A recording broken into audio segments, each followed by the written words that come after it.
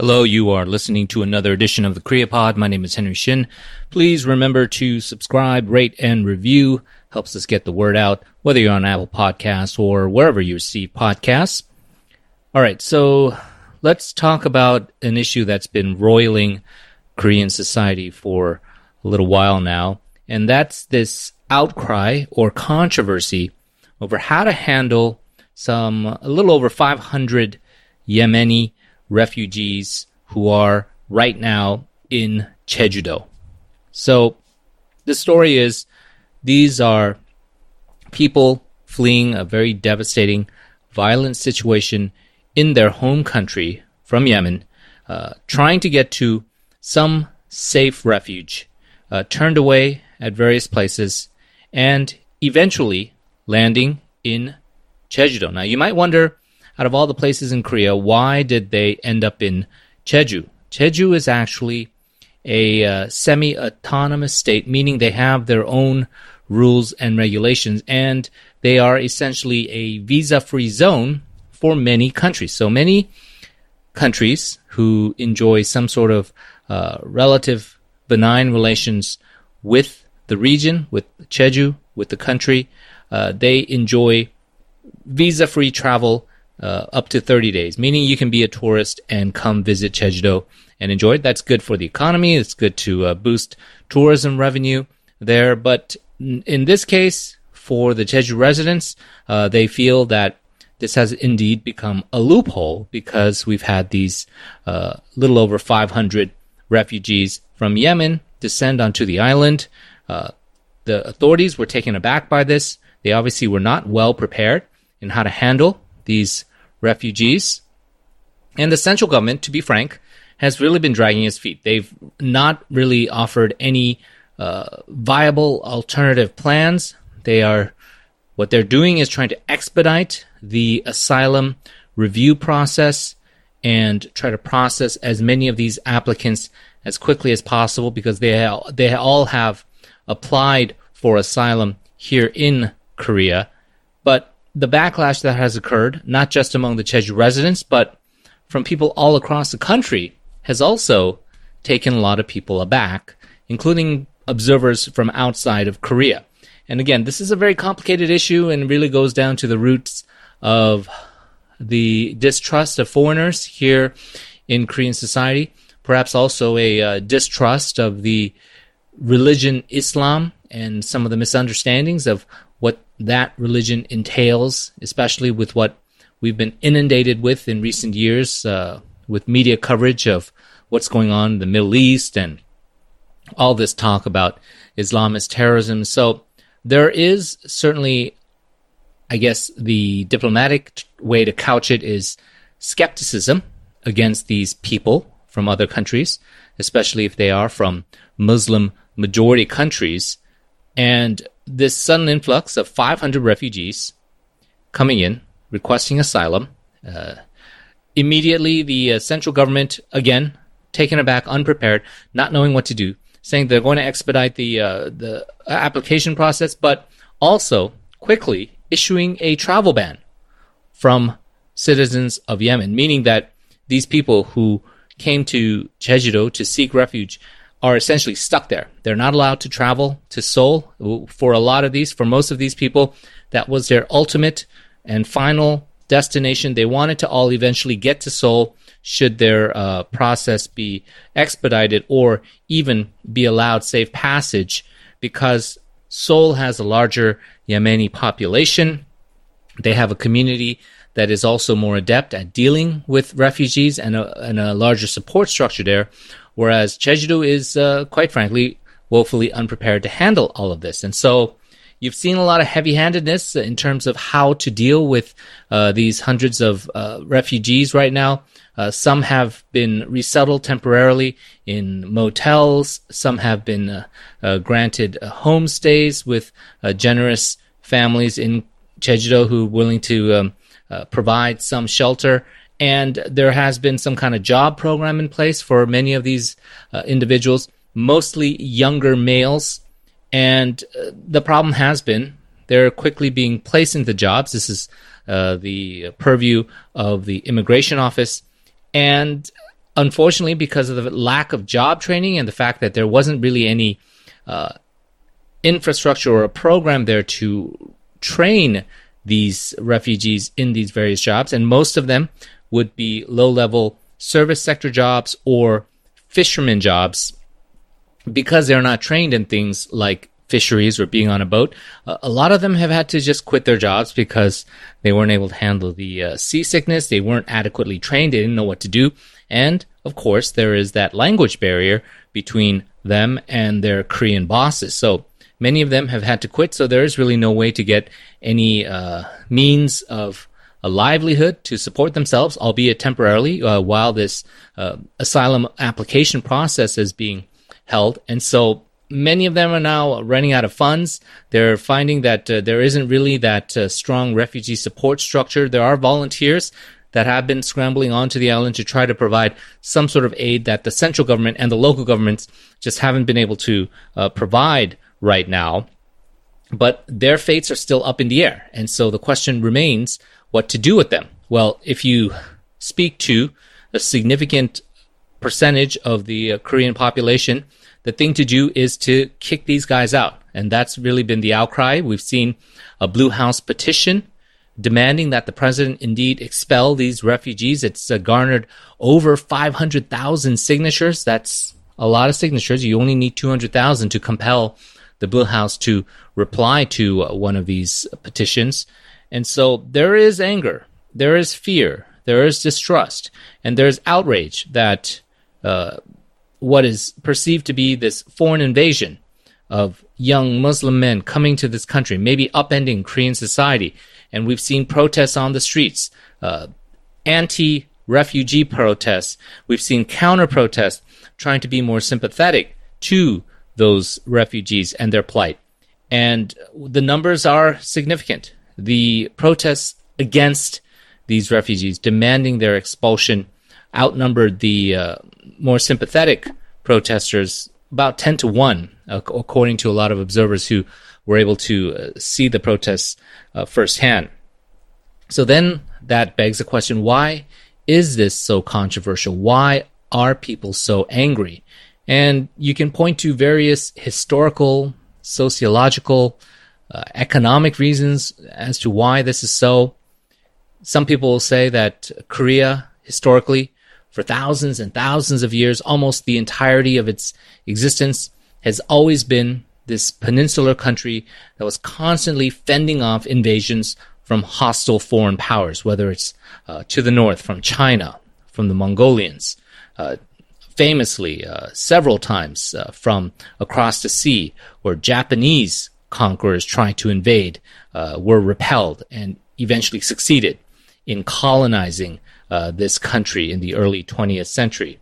So, as you know, Korea has had this long history of victimhood, of oppression, of attack from foreigners. So that inherent distrust of outsiders is baked in to the society, at least for a significant portion of this population. And then there's the economic aspect to it as well. The idea that foreigners are coming in to steal the jobs of hardworking Koreans, coming in and taking over government services that should be prioritized to Korean people. That's also a source of resentment, especially in this very polarized time where it feels like the wealthy elites are getting richer and the poor, the middle class, are getting squeezed, and it feels like those who don't have are having less and less as time goes by, and those who have a lot keep getting more and more. And so those who feel that they don't have a lot definitely feel that this is a zero-sum game, and there just aren't enough resources within Korea to be allotted to these outsiders, these foreigners, whether they're refugees, whether they're economic migrants, whether they're various other asylum seekers, whether they're domestic workers coming into the country. And so for many people who have been born and raised here and feel that their lot in life has not been favorable to them, they're saying, look, the government, if they have any sense of moral clarity, they've got to address our needs first, and then maybe when every one of us is taken care of, you can start to address the needs of these foreigners. And that is the economic element as to why there is this backlash towards these refugees. Now, sociologically, that other component that I mentioned, that is probably a bit more complicated. If you've been raised in Korea, you know that there is this idea of minjok and this purity of Korea as a homogenous society. The bloodline is so important here. This so-called racial cohesion that Korea has been through for thousands and thousands of years. That's a pattern that's very difficult to break, especially with this inertia that's been upon for multiple millennia. And so the idea that a large influx of foreigners kind of mixing in with the population is something that's jarring and will take a lot of time to be acclimatized to, even though there's been various campaigns of multiculturalism, this idea that Korea cannot function as a society without welcoming in these outside influences. And although the foreign population has been growing in recent years, it's still a very minuscule percentage of the population. Less than 3% is considered foreigner here. And if you talk about the refugees or the asylum seekers, those who actually get accepted, only 2.5% of the applicants historically in Korea who've applied for asylum get accepted, meaning that among these 550 some odd Yemeni asylum seekers who are applying, less than 2.5% of them will actually end up in this country as legitimate refugees, and the rest will be turned away. And so that's a very small number. We're talking about a handful of people that ultimately will be accepted as asylum seekers. So those are some of the sociological elements. There is elements of race. Some will accuse maybe certain aspects of society here of being xenophobic. But there's also this fear, and it's not confined only to Korea. It's a factor and a problem you've seen in other countries. You've seen it very prominently recently in the U.S. with the election of Donald Trump and this infamous travel ban on Muslim-majority nations to enter the country. And here in Korea is the same as well. This you can term it Islamophobia. You can term it the fear of terrorism, although that would be a misnomer. But this idea that this huge influx of Muslim people, maybe young men, coming to the country with their strange religious beliefs will somehow infiltrate Korean society and turn it into a Muslim nation because they are such effective proselytizers of their religion, and they'll be able to effectively brainwash or convince the majority of Koreans to follow Islam. They point to examples in Europe. They say that Germany has been overrun with Muslim immigrants, so whether it's asylum seekers or other immigration methods, and it's become a mess of a society. And they're saying that Korea should avoid that fate. And so some outside critics might say it seems like there is this sort of Trumpism going on with this view of outsiders and foreigners here in Korea, and that might be a fair or inaccurate characterization of how Koreans feel, but there is certainly a fear, and there is certainly this distrust and this skepticism, and you have to acknowledge that it exists. You can agree with that fear and distrust, you can disagree with that fear and distrust, but you have to acknowledge that it is prevalent in Korea, and it is relatively widespread, and it also cuts across ideologies. So whether it's from the very far right, you've seen these Omma Budae or these pro-Park Geun-hye ultra-far right groups taking to the streets protesting refugees. You also see elements of the ultra left-wing nationalist people also voicing sentiments that are very much opposed to the idea of refugees, especially foreigners, especially people of the Islamic faith. And so that number is, probably a bit larger than a lot of people would feel. Recent polling has come out that the question specifically of Yemeni refugees, how to deal with them, 39% felt that they should be expelled and not be accepted. whereas 49% said that there should be some kind of redress, or at least understanding of their plight and sympathy expressed towards him. It's become such a controversial issue that even people who speak out, people who are prominent in Korean society, they've been hit with backlash as well.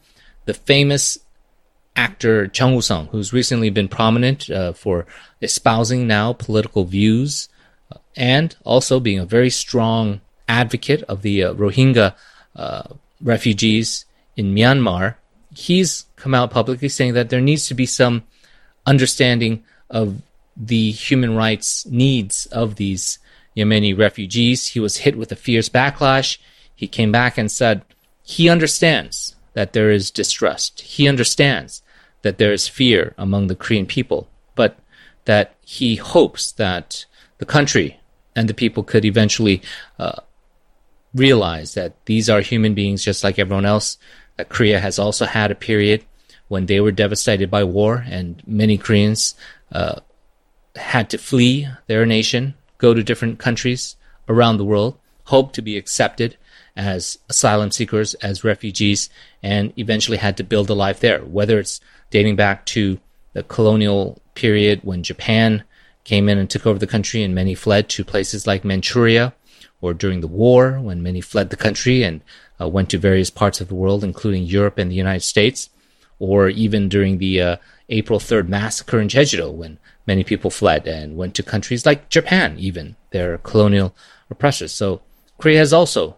been a country that has seen a net outflow of people seeking asylum, whether it's for economic, political, or just pure wartime reasons.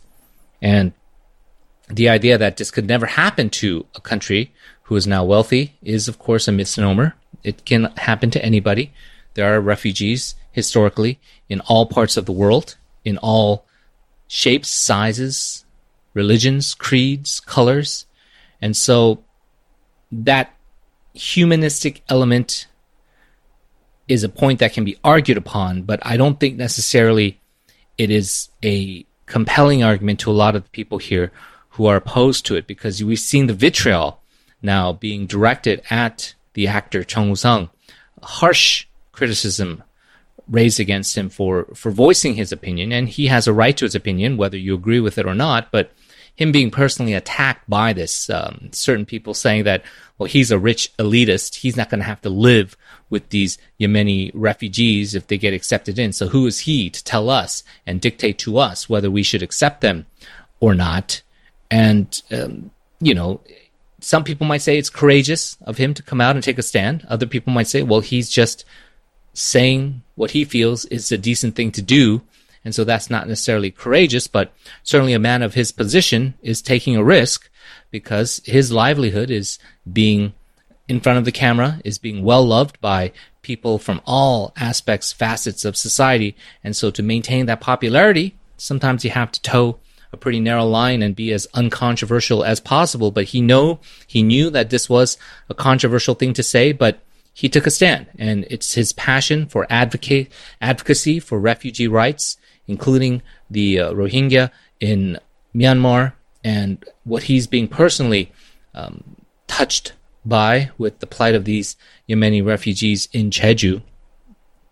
And we've seen other various prominent voices also face attack. Kim Ho-jun of TBS's News Kongjang has really been banging the drum on this, saying that he thinks that there is some extremist right-wing element involved with the idea that this Yemeni refugee problem is a huge crisis for the country. And he's tried to bring in guests and analysts and experts to debunk some of the claims, the idea of Islam being a dangerous religion, of the Germany example being an appropriate comparison to what might happen here in Korea. The idea that these numbers are in reality quite minuscule compared to the number of migrants that other countries have received, including countries like Germany, who have received many, many, many, many untold numbers more than Korea has in the history of its nation as a modern republic. So there are all these prominent people kind of trying to advocate for the rights of these refugees in Jeju. One of my friends, Seung-koo, who is the publisher of Korea Expose, recently penned an opinion piece in the New York Times, critical of the country for how it is dealing with the refugee problem in Jeju, and also writing a piece about it, and his paper, his publication, Korea Expose, giving extensive coverage to what's going on in Jeju. He's faced criticism as well, a lot of stones being thrown in terms of, you're not even a Korean citizen. What right do you have to voice your opinion? A lot of personal attacks, a lot of it very nasty rhetoric. And, it to be frank, it hits close to home, because if you are not a citizen of the country, and if you're not allowed to voice an opinion in regards to the country that you live in, it's a very difficult situation to be in. And, you can say people like Dr. Koo love this country as much as a Korean person who's lived here all their life would. And he has just as much at stake, dedicating his life to try to better this country. And he has an opinion as to why he thinks the country is going down the wrong path. And voicing that opinion, again, might be a courageous thing to do, but the backlash that you receive, the vitriol that has ensued from all of this, really has taken a lot of us by surprise. And we knew that there has always been this inherent distrust, dislike, maybe even resentment to this idea that it's a zero-sum game with economic prosperity, and if more from the outside come in, that means less from those on the inside, and that could be easily proven to be a misnomer. However, again, as I mentioned before, whether you disagree or agree with that sentiment exists, and it is fairly prevalent, and therefore there is some kind of issue with messaging, with how to directly address how Korean society should, in the future, as the generations go by and as the economic realities dictate in these aging societies where the elderly are increasingly a higher percentage of the population, and there are less economically active participants in the economy. How are you going to keep this economy afloat? You need workers. Who is going to do all the 4D jobs? The dirty, difficult, dangerous jobs. Nobody wants these jobs. If you're born and raised here, you don't want to be a fisherman on a boat in very dangerous conditions. If you were born and raised here, you don't want to be on a construction site working on building the latest skyscraper, again, in very dirty, difficult, dangerous situations. If you were born and raised here, you don't want to work in a factory for very meager wages in very dirty, dangerous, difficult situations. So somebody has to take these jobs. You need these jobs here in Korea to function, to continue to grow as an economy. And if nobody here wants to take these jobs, and you can make the argument that these kind of jobs would be more attractive if they had better benefits and if there was higher pay. But unfortunately, that's not the reality of the situation right now. And until the economy can be sustained enough that these kind of blue-collar jobs will indeed provide a middle-class lifestyle, who takes these jobs? Who takes these low-paying jobs that nobody wants, but is still crucial? It's a cog in making sure this economic wheel keeps on turning. You need domestic immigrants from other countries to come in and work these jobs. They might come from Southeast Asia. They might come from Central Asia. They might come from the Middle East, other parts of the world, but somebody's got to do it. Now, that's the economic question here. The question with the Yemeni refugees, maybe some of them will work in Korea. Maybe some of them will become prominent contributing members to Korean society. We've already seen that in the case in the United States, where a lot of refugees come in and have led prosperous and very influential and very positive, beneficial lives in U.S. society. A lot of people are expecting in Germany that'll be the same case. This next generation of the influx of Syrian refugees there will become very prominent, will be very productive and very positive members of Germany. And Germany as a whole, in the long term, will become a better country for that. Will Korea have that same scenario as well? Again, if the current attitudes and perceptions of the country and the percentage of that is this high, it seems like it's going to be difficult to have that social cohesion going forward. So whose fault is it? Is the government? It's not just this government, it's the previous administrations, their messaging being flawed, them not being able to really kind of detail a compelling case as to why this is important. Not just for humanitarian reasons, not just for economic reasons, not just for sociological reasons, why a growing, multicultural, diverse society is good for the country's long-term future. And that argument has not been made in a compelling way. To put it crassly, they have not done a good job selling it to the Korean public yet. And maybe it's a difficult sell job. Maybe the thousands of years of being entrenched in this racial purity and the idea that this minjuk should always be this one person, this entity, this ideal known as the Korean person, the Korean race. Maybe that's too strong to overcome. Maybe it's the distrust of foreigners, of religions like Islam. Maybe it's this idea that only European ethnic foreigners are considered decent foreigners, and that prevalent attitude for generations, that is something that's hard to overcome. Maybe it's the current economic climate and Joseon and young people feeling that they're not getting enough benefits from society that their parents might have done before had them. And these foreigners coming in now, which wasn't a factor in previous generations, are taking opportunities away from them. Maybe all of these things are difficult and almost impossible to try and overcome, to convince the society as a whole that foreigners aren't always a bad thing, and that helping people in need, welcoming people into your country, although difficult, maybe sometimes uncomfortable, maybe sometimes awkward, and not without its side effects. There will always be side effects to anything. You take medicine to get better, to cure yourself of a disease. There are always going to be some side effects to that, taking that medicine. You might have a cough, you might have a headache, you might feel nausea taking that medicine, but ultimately you're going to be cured of that disease, and that's why you take that medicine despite those side effects. I'm not saying bringing in refugees is a medicine or a cure for Korean society, but I am saying that a lot of these other individuals who've been bravely coming out trying to support the plight of these Yemeni refugees in Jeju, a lot of them who have constantly, for years and years, been activists in raising awareness for the idea of multiculturalism, of the idea that Korea needs to be more diverse, more open, and more welcoming. What I'm saying is, those people, you hope that their work is not in vain, and you hope that this chapter, this period of time where we've seen Korea kind of come out and, to be blunt, not enhance its image overseas.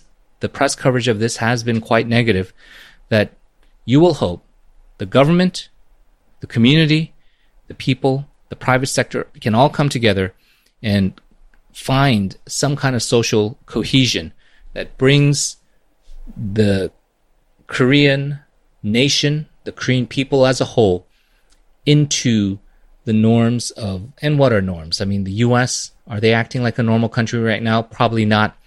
But what we see from the ideals being put forth by the European Union, and you can cut through the fog of all the misinformation of what effect refugees or people of other races, colors, creeds, religions have on a society, and also be able to see the long-term benefits and dynamism that occurs from a cosmopolitan, diverse society. Let's hope that that is the end game here, and that after all this kind of messy rhetoric and the things we've seen over the past few weeks, that hopefully Korea can come through this and can find a solution, can address the needs of these refugees. Not all of them will get in. Not all of them will be able to have a comfortable life here in Korea. And not all Koreans will be happy about whatever resolution the government comes up with. But let's hope that this is sort of what people have called a teachable moment and that Korea comes out of this for the better. That's the hope for me, and that's, I hope, the hope for everyone else listening out there right now. All right, we're going to leave it there. We hope you enjoyed it. Remember, subscribe, rate, and review on Apple Podcasts or wherever you receive podcasts. We'll be back with another edition of the Korea Pod. Until then, my name is Henry Shin. Goodbye.